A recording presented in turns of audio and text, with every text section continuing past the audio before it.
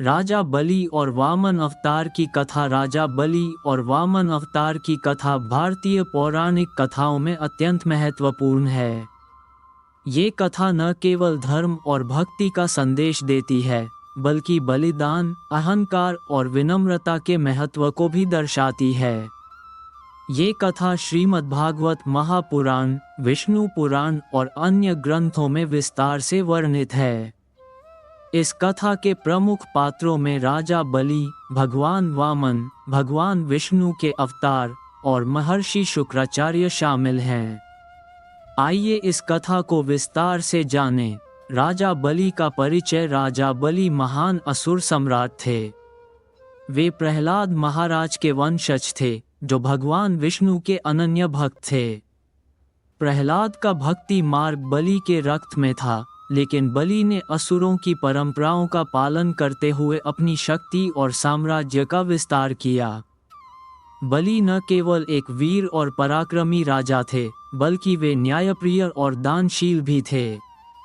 उनके शासन में सभी प्रजा सुखी और संतुष्ट थी।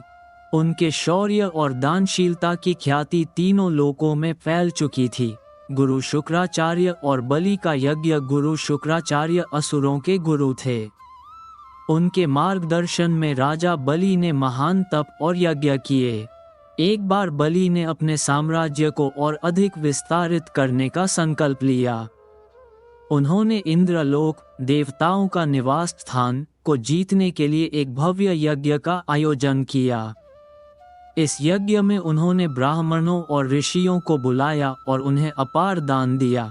यज्ञ के प्रभाव से बलि ने देवताओं को पराजित कर स्वर्गलोक पर अधिकार कर लिया।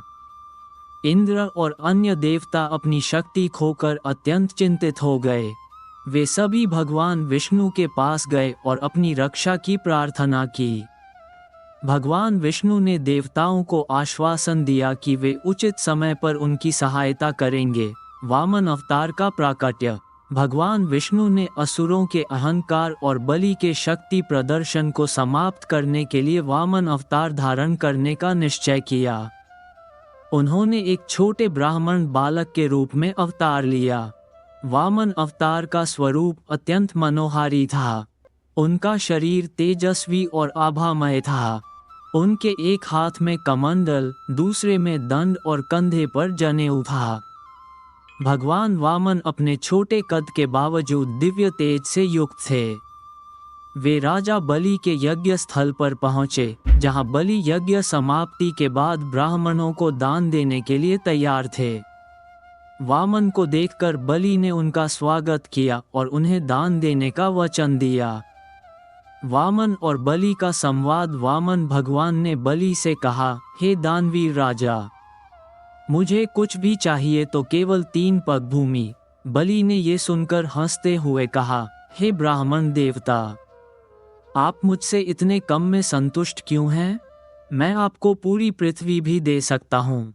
वामन ने उत्तर दिया, हे राजन, जो व्यक्ति अपनी इच्छाओं को नियंत्रित कर सकता है, वही सच्चा धनवान होता है। मुझे केवल उतनी ही भूमि चाहिए जितनी मैं 3 पग में नाप सकूं। बलि ने उनकी मांग को स्वीकार कर लिया और वचन दिया कि वह 3 पग भूमि दान करेंगे। लेकिन जैसे ही बलि ने अपना वचन दिया, उनके गुरु शुक्राचार्य ने उन्हें सावधान किया। शुक्राचार्य ने कहा, हे बलि, यह कोई साधारण ब्राह्मण नहीं, स्वयं भगवान विष्णु हैं। ये तुम्हारी सारी संपत्ति और साम्राज्य छीनने आए हैं। बलि ने उत्तर दिया, गुरुदेव, यदि यह स्वयं भगवान विष्णु हैं, तो यह मेरे लिए सौभाग्य की बात है। मेरे द्वारा दिया गया दान यदि भगवान के काम आता है, तो यह मेरा धर्म है। वामन का विराट रूप। बलि के वचन देने के बाद वामन भगवान ने अपना विराट रूप धारण किया। उन्होंने अपना पहला पग उठाया और उससे समस्त पृथ्वी को नाप लिया। दूसरा पग उठाया और उससे आकाश और स्वर्गलोक को नाप लिया। अब उनके पास तीसरे पग के लिए कोई स्थान नहीं बचा। भगवान ने बलि से पूछा, हे बलि, अब मेरा तीसरा पग कहाँ रखूं? बलि ने नम्रता से उत्तर दिया, हे प्रभु, मेरा सिर आपके चरणों के लिए प्रस्तुत है। कृपया अपना तीसरा पग मेरे सिर पर रखें। बलि का बलिदान और भगवान की कृपा। भगवान वामन ने बलि के सिर पर अपना तीसरा पग रखा। जैसे ही उन्होंने ऐसा किया, बलि पाताल लोक में चले गए। लेकिन भगवान वामन उनके बलिदान और भक्ति से प्रसन्न हुए। उन्होंने बलि को वरदान दिया कि वह पाताल लोक का स्वामी होगा और वहां वह अपना धर्मपूर्ण शासन करेगा। भगवान ने ये भी कहा, हे बलि, कलयुग में जब मैं अपना कल की अवतार धारण करूंगा, उस समय तुम स्वर्ग के राजा बनोगे। तुम्हारी दानशीलता और भक्ति का स्मरण सदा किया जाएगा।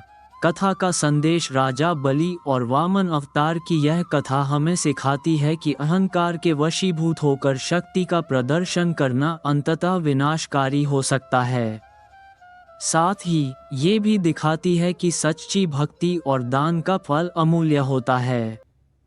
बलि ने अपने दान और त्याग से भगवान को प्रसन्न किया और यशस्वी बन गए।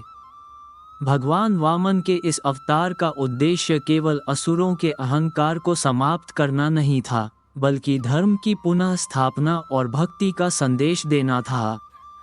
वामन अवतार के स्मरण में वामन द्वादशी का पर्व मनाया जाता है।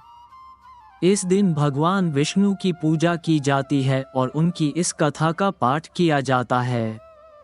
ये पर्व हमें सिखाता है कि सच्ची भक्ति, विनम्रता और त्याग ही जीवन को सार्थक बनाते हैं। इस प्रकार राजा बलि और वामन अवतार की यह कथा भारतीय संस्कृति और धर्म का एक अभिन्न हिस्सा है, जो अनंत काल तक प्रेरणा प्रदान करती रहेगी।